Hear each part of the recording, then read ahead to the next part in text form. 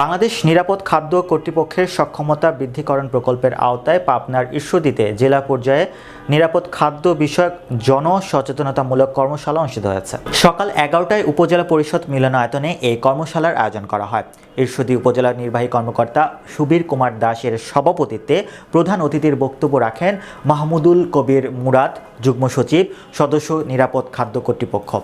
জেলা নিরাপদ খাদ্য কর্মকর্তা মেহেদী হাসান রিফাতের সঞ্চালনায় বিশেষ অতিথির বক্তব্য রাখেন শহীলুর রহমান খান, যুগ্ম সচিব, খাদ্য মন্ত্রণালয়, সাইফুল আজম খান, অধ্যক্ষ, এগ্রিকালচার ট্রেনিং ইনস্টিটিউট ঈশ্বরদী, নিরাপদ খাদ্য সক্ষমতা বৃদ্ধিকরণ প্রকল্পের সিনিয়র কনসালটেন্ট আয়ুব আলী। প্রধান অতিথির বক্তব্যে তিনি বলেন, নিরাপদ খাদ্য নিশ্চিত করতে জনসচেতনতামূলক প্রচারণা দরকার। এজন্য খাদ্য উৎপাদনকারী ছোট বড় সকল প্রতিষ্ঠানে গিয়ে তাদেরকে অবহিত করতে হবে। নিরাপদ খাদ্য সকলের ক্ষেত্রে অত্যন্ত জরুরি। প্রয়োজনে আরও জনসচেতনতা বাড়াতে হবে এবং অভিযান চলমান রাখতে হবে। কর্মশালায় সরকারি বেসরকারি প্রতিষ্ঠানের কর্মকর্তা, শিক্ষক, এনজিও প্রতিনিধি, ব্যবসায়ী, গণমাধ্যম কর্মী সহ বিভিন্ন শ্রেণী পেশার মানুষ অংশ নেন। এ সময় নিরাপদ খাদ্য উৎপাদন, সংরক্ষণ, বিপণনের বিভিন্ন পদ্ধতি ও নিরাপদ খাদ্য আইন নিয়ে আলোচনা করা হয়।